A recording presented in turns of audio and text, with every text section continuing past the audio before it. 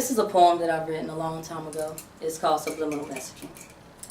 Subliminal messaging broadcast for free, yet some people pay almost a $200 fee, or their souls, to become mindless zombies to a force unknown, unknowingly and unwillingly becoming more distant and disconnected from the true source.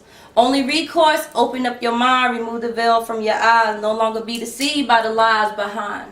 The images broadcasted on your television screen, the lyrics behind the songs you sing, telling you life is nothing but a living hell, so oh well, who needs to live with morale? See, many of our brothers would rather go out here and scheme, sell false dreams, disillusions to fill their greed. Ask them if they want a job, they say, heck nah, I'd rather rob all y'all. Don't need a girl either, just need to rock her world. And the chick silently agrees, saying, yo, it don't matter as long as you pay that fee. So they let different men in and out. In and out. In and out the house. Then wonder how a baby girl, baby boy grows up to be lost and disconnected in this world. And many of our elders look upon the youth with disgust, but never sit down with the youth to discuss the history of us when we were one unified people, a community functioning for the glory of He. But it's never too late to open up your arms and say, Creator, please forgive us. We want to come back to you and function as one unified body under the spirit of you. All right. Welcome to another fly episode of Eazystar's Variety Society. And today, I usually have artists on here, singers, hip-hoppers. And I have to say today, it's still a bit of the same, but we have a dynamo here on the set today, on our Lazy Boys here today. We have Acquilla McCoy, and I thought she was a writer alone, which was enough for me to want to do an interview with her, but I come to find out she's an educator, a public speaker, does some singing, so I'm more blessed than I thought previously to have her on the show. I'm going to give you a minute to introduce yourself. First, I want to say thank you for having me on the show. It's really a pleasure and an honor. Hi, everybody. Yeah, so my name is Acquilla McCoy, as he said. I started off as an educator from very little and went into that for a little while, the alternative education, gained a real passion for people. During that time, of course, I have a plethora of friends. We would talk about men as women do, hang out with guys. They would talk about guy stuff as guys do. And that kind of led into me doing public speaking and also in helping other educators learn how to relate to different cultures, learn how to incorporate different things into their lessons. And then it led to my book called The Men We Choose. And we'll get a close-up of that for people can see that. All right. All right, so let me try to get a little guidance to here. So, as we spoke earlier, you said you were an educator first. Yes. So let's start. How did you slide into being an educator? Let's see. Being 5, tutoring other little kids in the neighborhood, and then from that, used to play with my animals and set up like a little table and like pretend to be teacher to all my stuffed animals. So everybody's like, "You're gonna be a teacher." Like it was innate. It was one of the things like you get a gift, you can't run from it, even if you don't know that's your gift at the time. That was just natural. Like I just did it all the time. At 5. At 5, for no reason. That's how I played. To have They're fun. like, go outside. I'm like, ooh, my chalkboard and my animals. And today we're going to learn how to count. And you're going to learn how to add. We're going to draw a picture. They used to do little crafts. Like, it was a real classroom in my imagination with my animals. When did you actually start educating? That's remarkable, by the way. I'm not trying to minimize that, but I want to ask, when did you start teaching real souls? I went to Winston State University. Go Rams, SU. Graduated in 2005. Prior to that, I taught in Mexico for a summer at Monterey Tech de Santa Catalina and did Algebra 1 in the bilingual program at a private school. Then I went on an African diaspora trip in Ghana, Benin, and Togo. And somehow within that, I ended up teaching people different things about our culture as far as games, hand claps, how to play pool. Still teaching them stuff even though we didn't speak the same languages. And then when I graduated, I started teaching at Kennedy Learning Center in Winston-Salem, which was an alternative school, where I did mathematics majority of the time, and then sometimes I taught science, history, and language arts. So surprises keep coming. All right. And I taught in Durham for a year. Wow, I want to get into, okay, Mexico and Africa. Yeah, yeah. Those are some of the places I've been. I love traveling, so I've been there, Italy, Greece, France. Is that everywhere? Yeah, that's everywhere so far. How many languages? How many languages? Right now I can only speak 2. I know a little bit of French. I know a little bit of Wolof. I know a little bit of Tree. But I don't know them fluent, but I know Spanish and English fluent. Spanish and English fluent? Yeah. A couple of Arabic words. So you was cool. You was cool in Mexico. Yeah, yeah. So how did you get through? Like, you know, how did you get through in Africa? Africa and Ghana, they actually were colonized by an American colony, so they speak English. Oh. In Benin, they spoke French, so I did a lot of body gestures. Like I'd be on the street, and they'd be like, "Oh, I want to take a picture," so I walk up to you, and I'd be like, "Gotcha." And they'd like, "I'd like, take this picture, please." And so it was like just a lot of hand gestures, facial expressions, and body language. So pretty much you was willing your way through the experience. Yeah. That's what's up. I'm proud. I'm proud of you. Thank you. Know what I'm you. Just met her and I'm proud of her already. All right, let's see. All right. So that's educator. Public speaker. How would we ease into that? Speaking came naturally. All through college, I did different workshops on etiquette, leadership, study skills, how to be motivated as a woman, how to deal with issues, encouraging the youth. And then when I got into teaching itself, I started to speak on the state level for the North Carolina Council of Teachers of Mathematics. And I did 2 workshops for them where I spoke on how to incorporate literacy into the mathematics curriculum. Because reading is a challenge that a lot of our kids have. And I taught math, but in my math class, they always did writing. They always did speaking. They always did presentations. They did research, even though it was math class. And so I was teaching other people how, to me it seems very easy, so I was showing them easy ways to incorporate it in. Where they say like 2 plus 2 is 4. It's like, okay, explain to me why you added 2 plus 2. How did you know you weren't supposed to subtract from the word problem? And then how did you know that you added correctly? And they had to justify it and explain it. They would have debates over the answers, and they would have to prove each other right and wrong. So even incorporating in debates into the classroom. Give them more context and understanding. Exactly. Like they're ooh. And then we did like songs and dances in it. And you did that above and beyond like curriculum? Yeah, that's not part of the curriculum. You just teach. Man. They don't tell you how to teach. You teach it how you want to teach it. Okay. And that's just how I chose to teach, because I was working with Hispanic and Black kids. And we're very rhythmic. And we like to talk. And we like to move. So in order for my day to be smoother and their day to be more enjoyable, I was like, you know what, let's just make it. It's what we do. So they'd be like, your class is too loud. I'm like, they're learning. Because we would do like stomps and claps and everything. That is amazing. That's what's up. That's what's up. All right, so writing. How will we make segue into writing? Writing came from, I became a mother. And in that, before I had my son, you know, sit on the phone, talk to your homegirls. You're like, oh yeah, girl, so he did what? Oh my God, I can't believe it. And after a while, I was like, okay, this is becoming too much. I'm going to write a book. One of my friends was like, you said you were going to write a book 10 years ago. When you going to do it? I said, I'm going to do it this summer. So I knocked it out in 2 months. And I just used the platform of the conversations I had with women to write the book. Because they're always like, well, why does he do this and why does he do that? And they're like, you give really good advice. Normally it's on point. When I talk to dudes, they're like, what guy gave you the secret to how we function? Because most women don't get this, and you got this, and so I don't get it, how you got it. So the book, The Men We Choose, it describes 27 different personality types. Let me look at the table of contents, if I might, real quick. Go ahead. All right, because And there will be a part 2, because I'm needing a whole... I couldn't get everybody in. I wanted to do 50. I'm like, that's too thick for a first book. So we're going to... So the foundation is the conversation with your female friends. Yes. And then I was a tomboy. Okay. So I always hung around guys. In my family, I'm the only girl.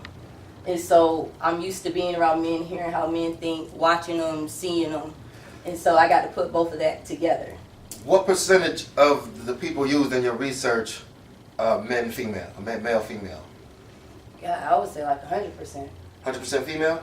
Nah, it's like even. It's like 50-50. 50-50, It's kind of like a good mix of everybody's thoughts into it. Because it's not just like, okay, girl, this is what he looked like. It's like, this is how he might walk. This is what he might say. This is what might happen.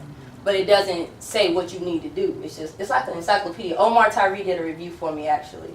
And he said, I want to quote it right, Acquilla's poetry book on choosing the brothers reads like a script for black men one-on-one with every type accountable. And that's Omar Tyree, New York Times best-selling author. So as I'm looking through the table of contents, every item mentioned is a poem? Yes. Okay, so it's written, okay. In poetry or prose. I felt like writing a narrative would be boring. Okay. And everybody does that. And then I like poetry. So I was like, I'm writing his poems. Then that way they read kind of easy. They're still semi-entertaining. People read it. Some of them make you laugh, some make you cry. Because it talks about, those abusive people. Then it talks about, like, the known hoe, the player. Then it does a comparison, like the baby daddy versus the father. Then it talks about the intellectual man. And that one goes into the different forms of intellect. Mr. Charming. Then you got the bugaboo. Then you got the one-night stand. Then you got your friend. Mr. Honesty. And then there's a dedication to sons and to the role that men play in the family. Sound kind of like your teacher with the kids, how you get the rhythm into the math. It sounds like you kind of just... Well, thank you. It kind of sounds like you get into the head, you break it down on like a psychological analysis, but at the same time you put it into rhythm with the poetry. Yeah. Is there any dynamic, like from the beginning to the end, how the book flows? Like the beginning begins... The beginning starts off talking about recognizing your worth, just recognizing the treasures that you have. The first lines, actually, I did it as like an outro, so it doesn't follow the regular format of a book. Go ahead. It was saying, do you ever think about the men we really choose, or do we move in blindly, grateful just to have a man? For there's so many barriers that block our minds to comprehend the power that we hold deep within our hands. So just to kind of get us to think about, okay, yeah, this person did that, and that person did this, and this situation happened, but at the end of the day, it was me. Like, I chose to stay, or I chose to leave, or I chose to say this, or I chose to run after him in the car, or whatever you chose to do, you made that choice. And it's whether that man was the right man or not. And the same for men. You can apply these same characteristics to women. Whether she was the right woman or not. Whether she was out there, she wasn't. She was honest, she was a liar. She was a player, she wasn't. Whatever she was. You still have responsibility for that, and you still have worth as a person. And you have to recognize your own worth before you can see anything in somebody else. So it starts off with that, then it goes into the description. And then the dedications at the end, just to make it known, like, I love men. This is not an I hate men type of book. It's an I love men. I want people to understand that just like there's different types of women, there's different types of men. And we have to respect that and appreciate that. And then the last poem is about self-love and just loving yourself and repairing yourself. Well put. You're an excellent interview, by the way. Thank you. All right, so I don't have to put my Barbara Walter press on. Let's see. I appreciate you. Let's see. All right. So we got we went from educator, public speaker, writer through the book. What goes beyond the book? You said something about a part 2 to the book. Yeah, I've had a lot of men ask me to write some things about women. So that's one thing I'm going to do. I'm going to start going to an ebook. I have limited copies of this one left right now. And then it's just going to be straight ebooks. So that it can be more affordable to the masses and everybody can get access to it very quickly at the boop. I do ebooks and they're very, very, very easy. Yeah, put them on your Kindle, put them on your phone. Because I know I have my phone, I'll be like, let me go ahead and read real quick while I'm waiting in this doctor office. It's a lot more convenient than having to pull your book out. Though I still value hard copy books, I think there's nothing like it. And that's something else about this book. It has sections in it at the end of every single poem where you can put down your reflections, your thoughts, you can draw a picture, whatever pops in your mind so that you can kind of make a connection to what's going on, whether it's thinking about somebody or whatever. I've had people call me at 10:30 at night and be like, I cannot put your book down, I don't even like reading. Like, I've had people who don't like reading who enjoy this book and are like, yo, I thought about Johnny and I thought about this girl I knew, yo, that's my cousin. Yeah. And then they're like, I'm a little bit of this one, but I'm also a little bit of this one. Like, they get so excited. I'm like, oh my God, my phone is still, I'm trying to go to sleep and y'all are calling. I'm glad you're calling me. Like it, love it, tell somebody about it. And not only is it external coming in, they get to apply what's inside back out, and it makes it an experience. I like that. That's a great idea. What I want to know is, or what I want to share. Okay. I want you to share. Okay. All right. I know a lot of brothers and sisters, I know a lot of people that want to write books, should write books, and they just don't have the knowledge on how to get it from their mind into a form like this.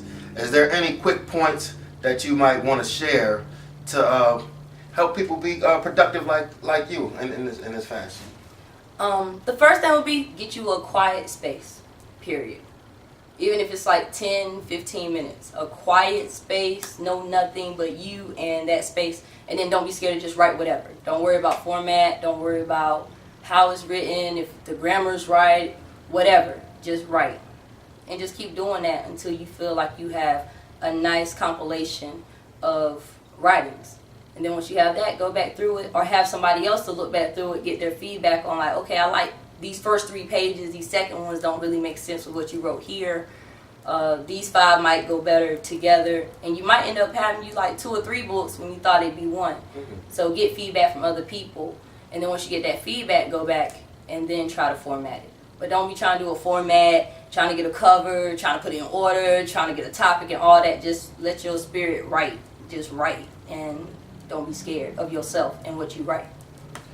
After you have a finished product and you jump to the point of having a cover and everything like that, how about the business aspect? What would be how did you actually publish? I have my own publishing company. It's called Unified Creativity. I went and researched how to copyright it. I went and got my own LCCN. I contacted the Library of Congress, and sent them a manuscript. It was pretty easy for me. It didn't take a lot of time. But before that, I went through Ex Libris, and they help you self-publish. You have a lot of people out here who help you self-publish. Lulu, Create Space, Ex Libris is another one, like I said before. But Create Space is becoming much, much more popular. You can also go on Amazon itself and upload it as an ebook. You can go on Barnes & Nobles and upload your books as ebooks. You send them a prototype, they accept it or deny it. You send it back again. You don't give up just because you get one no. And have you some money or have you some investors if you're going to self-publish. If not, you can send your manuscripts out to publishers, but just know that they are bombarded. And in the way that society is now, the same way with music, how people are going out and just pushing themselves and pumping themselves, it's pretty much the way to go ahead and do it yourself. Have your own campaign for your book. Set you up a website, set up a PayPal, and let it go. Thank you. That was valuable. I want to know for myself too. I understand. And it's a big mystery to me, and I consider myself a person that can get things done. Mm-hmm. You know what I'm saying? So I would imagine somebody that's really not so confident but still want to get it done. I think that's a jewel of information.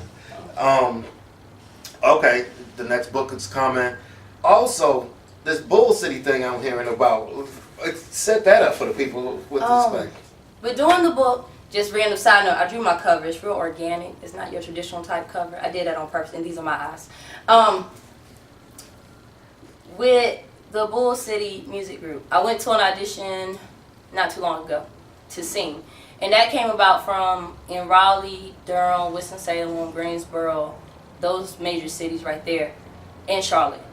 I'll go and perform poetry periodically. And when I do poems, sometimes I have a tendency to sing in my poems. Or if there's a band, I get really excited when I hear live music. And I'll freestyle with them and come up with something. And so I sing and do my poetry at the same time. And I have a friend, Yashika Dirkison, with Deep Entertainment Productions. And she knew I could sing as well. And so we did a Coca-Cola commercial together. So I got to do some acting with her. And when we did the premiere, she asked me to open up the show with a song. And so I did that. That opened up some more doors. And now Bull City, they have me right now tentatively on rotation. I'll do a show at the House in Durham off Miami Boulevard on March 9th. Then I'll be opening for a comedy show on March 22nd at the Durham Armory. And then I'll be performing at Women's Empowerment on March 23rd. That's what's up. Now, Bull City, my understanding was that they compete for and I'm asking you to correct my understanding if I'm wrong. The Slam Team. Yeah. This isn't with the Slam Team. Okay. The Slam Team is the poetry, and they rock. Yes, shouts out to Bull City Slam Team. The music group, this is something up and coming with a gentleman named Antoine Smith and some of his affiliates. And what they're doing is bringing, the same way the poetry scene came back to life, they're bringing the music scene back to life, but what they're also doing is combining everybody. So as opposed to saying hip-hop, R&B, it's going to be hip-hop, R&B, gospel, country, pop, rock. And they're bringing all of that together. So also look out for the Bull City Music Awards coming to you this year. because I'll be performing at that as well, and it's gonna be the first one. So Antoine Smith? Yeah. That's what's up. That's what's up. Okay. You already jumped into this, promoting yourself.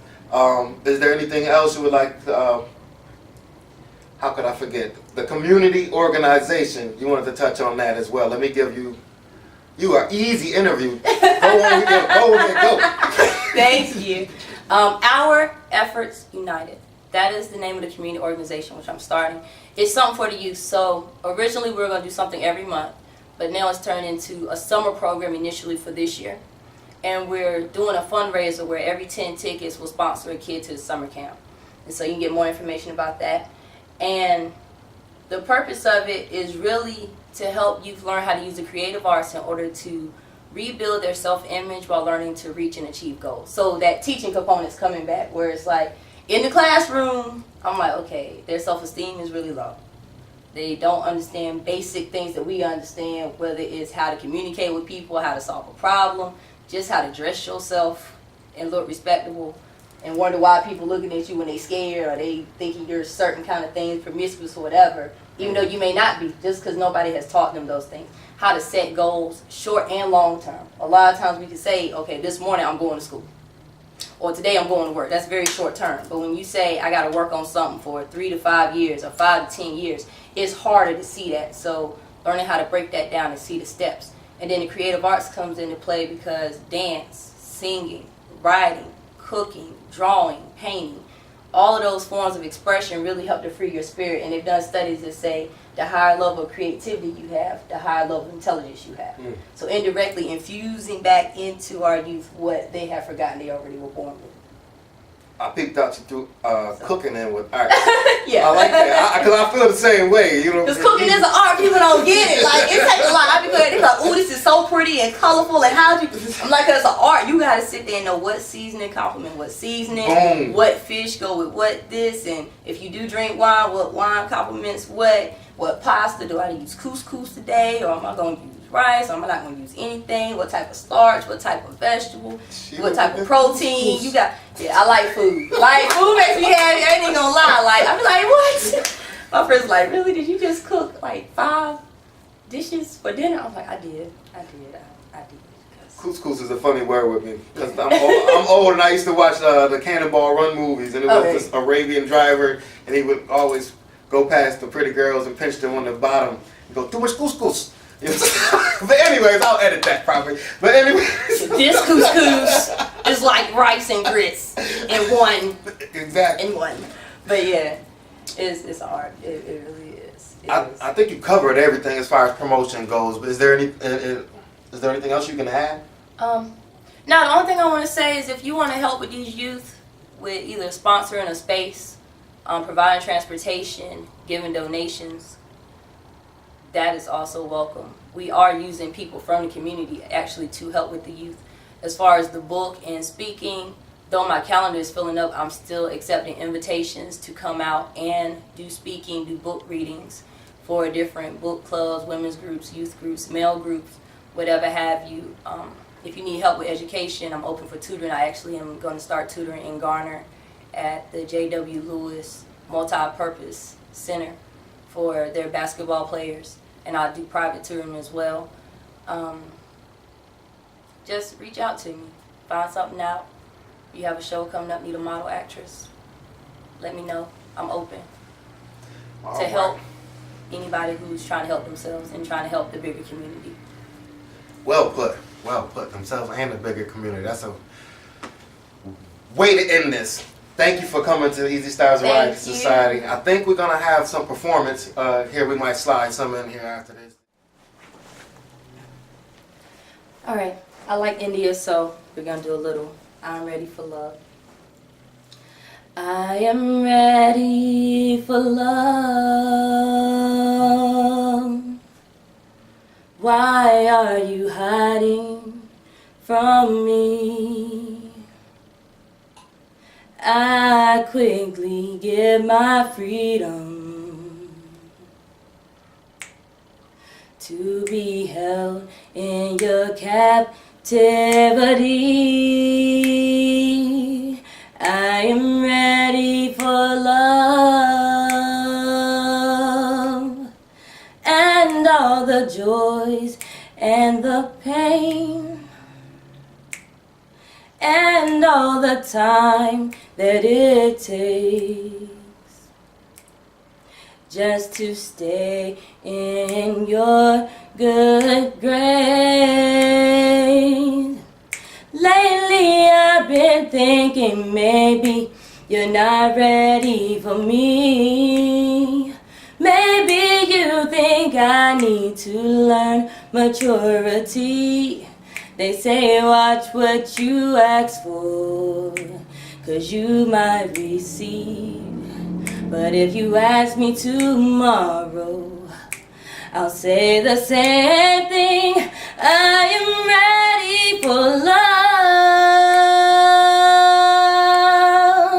Would you please lend me your ear? I promise I won't complain. I just need you to acknowledge I am here. If you give me half a chance, I'll prove this to you. I will be patient, kind, faithful and true to a man who loves music, a man who loves art, respects the spirit world, and thinks with his heart.